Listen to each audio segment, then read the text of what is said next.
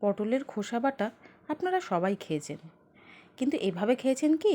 পটলটাকে খোসা ছাড়িয়ে সেই খোসাগুলোকে ভালো করে ধুয়ে নিয়েছি। এবার একটা বাসনে জল দিয়ে নুন দিয়ে দিয়েছি। এবার সেই নুন জলের মধ্যেই পটলের খোসাগুলোকে দিয়ে অন্তত 10 থেকে 12 মিনিট ভাপিয়ে নেব। তাতে কিন্তু পটলের খোসাগুলো গলে যাবে না, নিশ্চিন্তে থাকতে পারুন। কড়াইতে সর্ষের তেল দিয়ে তাতে 1 মুঠো মতো রসুন আমি দিয়ে দিয়েছি। তারপরেই দিয়ে দেব পটলের খোসাগুলোকে।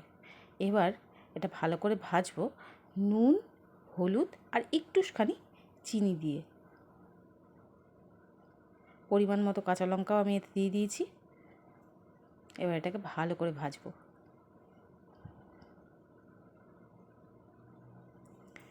ভালো করে ভাজা হয়ে গেলে তুলে নেব।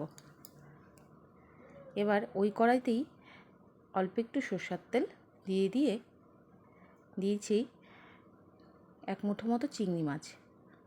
আপনাদের কাছে বড় চিংড়ি থাকলে সেটাও দিতে পারেন, আমার কাছে কুচো চিংড়ি ছিল তাই দিয়ে দিয়েছি। এবার সব একসঙ্গে ঠান্ডা করে নেব। মিক্সিং জারে নিয়ে এটাকে ভালো করে ব্লেন্ডও করে নেব। এবার সেই কড়াইতেই সর্ষের তেলে কালো জিরে ফোড়ন দিয়ে দিলাম। এবার ওই পেস্টটা দিয়ে দেব।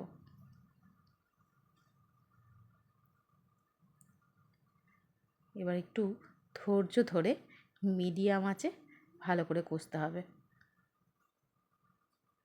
অনেকটাই টেনে এসছে, আরও টানাতে হবে যতক্ষণ না পর্যন্ত কড়ার গা ছেড়ে ছেড়ে উঠে আসে, ঠিক এরকম হওয়া পর্যন্ত। এত ভালো হয়েছিল খেতে, কি বলবো। পুরো ভাত এটা দিয়েই যেন শেষ হয়ে যায়। গরম ভাতে এরকম পটল চোচা বাটা থাকলে দারুণ হয়।